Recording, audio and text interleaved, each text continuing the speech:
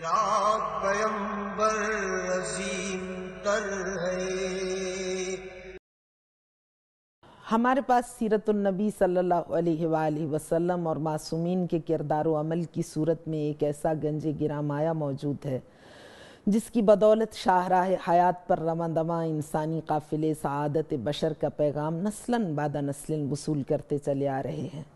یہ الہی پیغام، یہ اسلام کا پیغام، یہ سعادت بشر کا پیغام اسی صورت میں ہو سکتا ہے جب معاشرہ استحصالی نہ ہو۔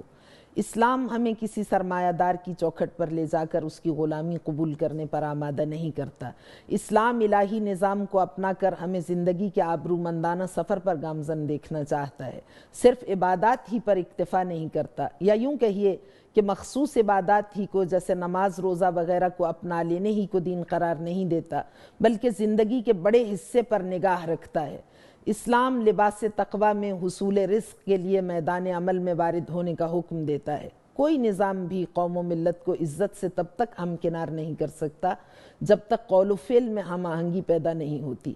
نظریات عمل سے بیگانہ سرزمین میں ثمر آور نہیں ہوتے اور عز و شرف و سعادت کی فصلیں لہلہانے کا باعث نہیں بن سکتے جب تک کہ معاشرہ دوغلے پن کے اسباب سے مکمل آگاہی حاصل نہ کر لے اور آگاہی کے عمل سے گزر کر اپنے نظام زندگی میں اس کو پھلتا پھولتا دیکھنے کے قابل نہ بنا لے۔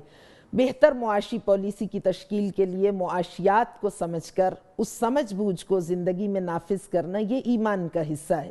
بہتر معاشی پالیسی کی تشکیل کے لیے تجارت میں اسلامی آداب تجارت کو اپنانا ضروری ہے۔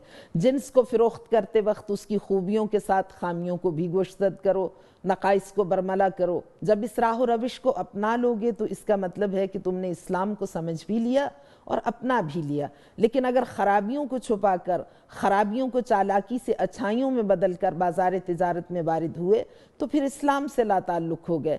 اگر ہم اسلام کی حکمت عملی کو اپنائیں، سرکار رسالت مآب صلی اللہ علیہ وآلہ وسلم اور اہل بیت اطہار علیہ السلام کی دی ہوئی راہ و روش کو اپنا کر ہم میدان تجارت میں وارد ہوں تو ہماری معاشی صورتحال بہتر ہو سکتی ہے اور کبھی بھی ہم لوگ بحران کا شکار نہ ہوں۔ میرا پیمبر عظیم تر ہے۔